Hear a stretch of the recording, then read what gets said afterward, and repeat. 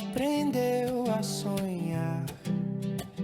Com o coração seguiu a estudar, da sala simples até o hospital.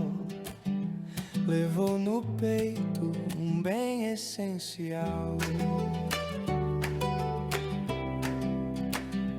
Entre tantos seus gestos de amor, viu na entrega o seu real valor. Um toque, um olhar, um cuidar com calma, transformador e acende a alma.